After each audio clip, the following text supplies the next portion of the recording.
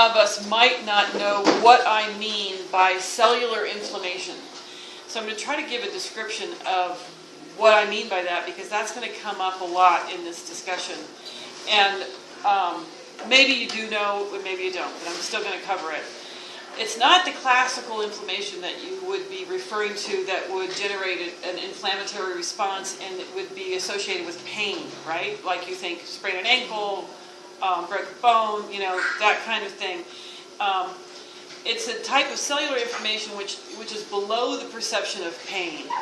And it's really the initiating cause of chronic disease because it disrupts our hormonal signaling networks throughout our body, which are, that's the deal on optimum health, is that you need to keep your hormonal signaling and your modulators and all your cellular responses at the top of their game. And inflammation is going to interrupt. And how do you get inflammation in your body? So, since I told you it is not the same as associated with pain, it's associated with diet. Okay, so that's the beginning of how to understand what cellular inflammation is and why omegas will be an important part of that. So you want to, in increasing the activity of balancing cellular inflammation is going to open up the gene transition. So that's that hormonal signaling. So the diet can either turn on or it can turn off.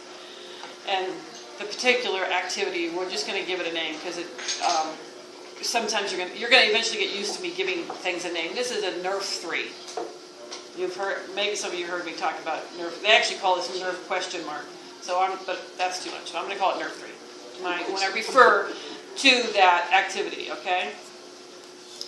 And anti-inflammatory nutrition is based on the ability of certain nutrients to reduce the activity of this gene, okay? So when you follow an anti-inflammatory diet, coupled with simultaneous lowering of omega-6s, you can get omega-3s to be activated. Now, why am I mentioning omega-6? Because this new American diet has included such high levels of omega-6, and omega-6, when it becomes higher than omega-3, it'll negate omega-3. Now, where is omega-6? It's in your, it's in all fast food. It's in processed food. It's in instant food. It's in frozen food. It's in crackers. Why is that? Is that something that they actually add, or is it something that happens within the process of? Well, it's not that they're adding omega-6, but in order to stabilize these foods and preserve them, the ingredients are including omega-6. So if you want, like Elena's famous hamburger from McDonald's, which she brings and she's had for umpteen million years, and it looks exactly like it did when they put it in the box. It's preserved, and some of the ingredients, besides the chemical preservatives, are ingredients that are high in omega-6. All the refined food and instant stuff.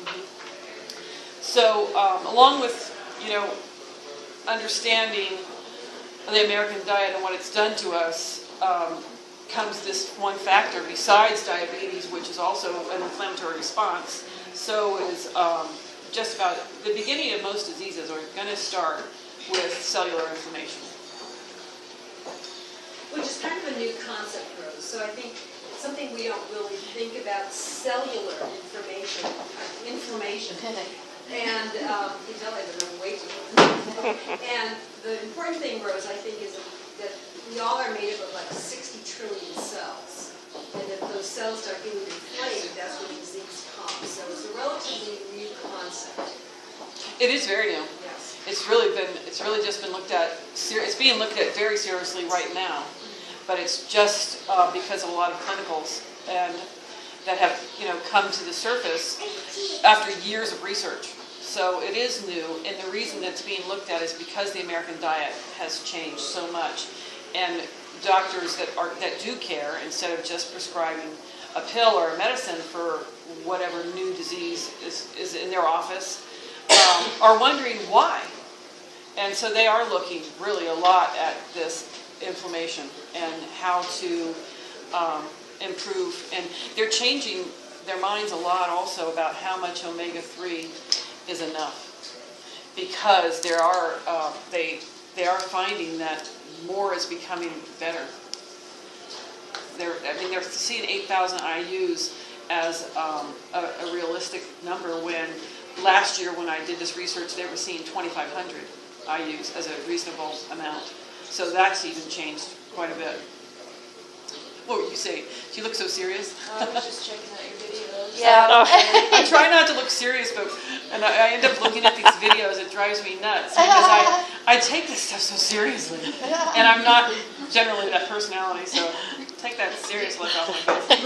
Rose, do you think the 8,000 is as a result of the amount of fast foods, so you had to up the amount of omega-3s? It is. It Just is. to keep the balance there. It is, and it's also because not only fast food. Don't forget how many people just think that they can buy something.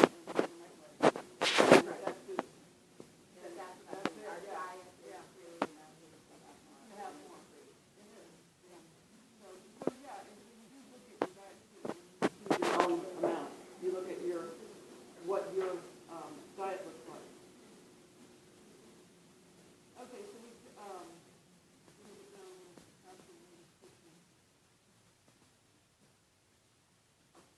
so I'm going to talk to you a little bit about a third dietary approach, because there is a synergy between omegas and antioxidants.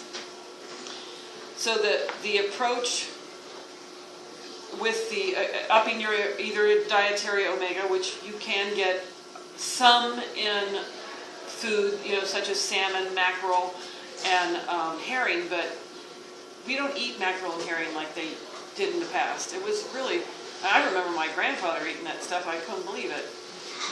So gross. It's like, really? We're not used to it anymore, and it was a delicacy, to sit down and eat mackerel and herring, pickled herring. Yeah. So, Yum.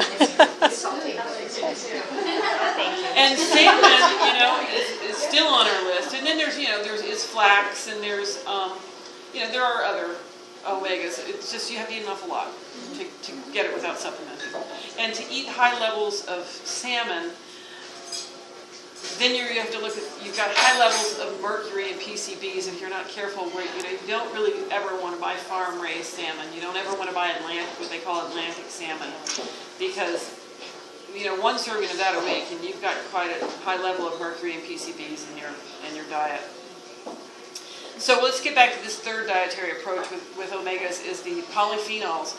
So the polyphenols are found in the fruits and vegetables of color. And the high levels, or the powerful antioxidant of this, is in synergy and can inhibit the activation of what I just said was NRF3. Polyphenols with omegas can inhibit that, even if you didn't have your suit of armor on and your body was a little high in omega-6. That synergy between polyphenols and omegas can be very powerful. So, of course, we have supplements in polyphenols. That's the Vivix that you'll get to taste today. But also, you're looking at foods and vegetables of color, and to inhibit that activation. Is there a test for that? Can you be tested for? Well, that's a really great question, because the most common test for inflammation in your body would be what they call C-reactive protein, or CRP. Well, that is a great test, and I think everybody should know their CRP number. However, that number is produced in your body, in your liver. By the time that number shows up high on the chart in your blood test, you have already for years been in inflammation. So yeah, you do want that number, and at this time they have no test for any other cellular inflammation besides that. So it's a little too late by the time that number's high. If you get a high CRP number, though, you really want to address